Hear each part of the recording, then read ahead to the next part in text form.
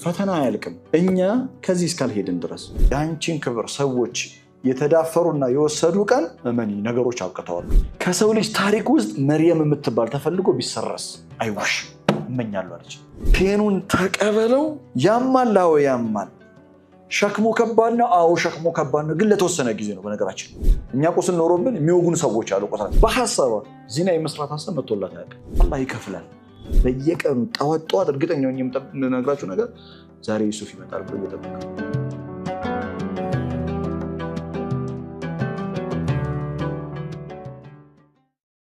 ቁርአን ስለ ፔን ምንድን ነው የሚያስተምረን? ቻይልድሁድ ትራውማ ባይ ዘ ኤንድ ኦፍ ዘ ዴይ ፔን ነው አይደል? how to deal with the pain ቁርአን ይላችሁ ሪያሊቲን ግልጽ አድርጎ የሚያሳይ መጽሐፍ ነው። ምሳሌ ልስጣችሁ።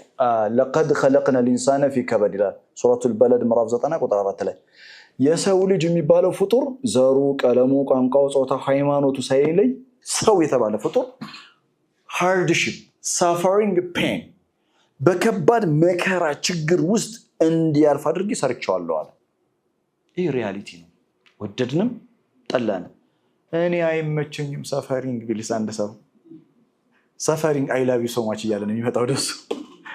እኔ ፔን ምናምን አይመቸኝም። ፔን በጣም አማኝ ሆነ ከሃዲ ሆነ በአላህ ግና ሰራት ውስጥ ገባ አልገባ ሰው እስከሆነ ድረስ የትኛውም ጂኦግራፊካል እንትን መሬት ላይ ይኖር የሰው ልጅ ምን አለው?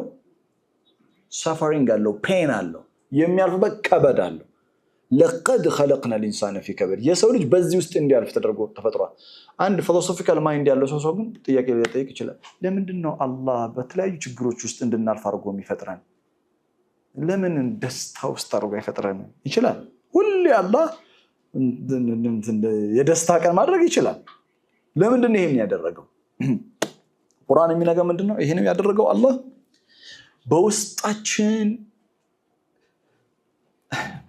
እኔና እናንተ እኮ ራሳችንን ማናቅ ሰዎች ነን። ወላሂ ሐቂቃ አንቺ ማን እንደሆንሽ ያንቺን ፓወር ያንተን ፓወር አታውቀውም፣ አታውቂውም፣ አናውቀውም።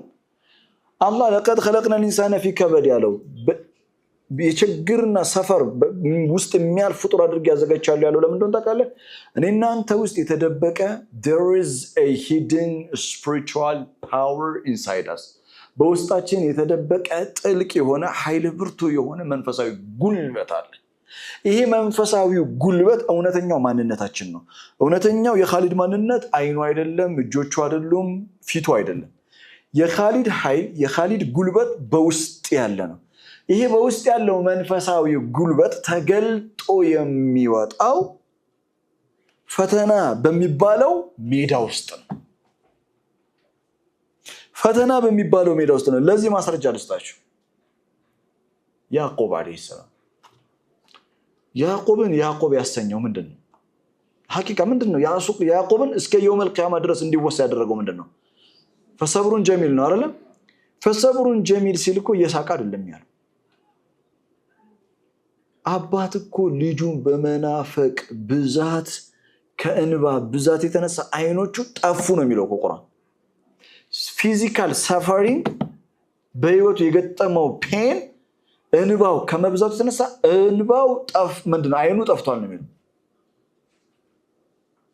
ማለት ያዕቆብ ማለት አለይሂ ሰላም ከልጁ ጋር የተለያየው ስንት ዓመት ነው ብለን እናስብ? ልጁ ሲለየው 7-8 ዓመቱ ነው። ኦኬ። እና የተለየው ልጁ በጣም ዩሱፍ ማለት እኮ እኔ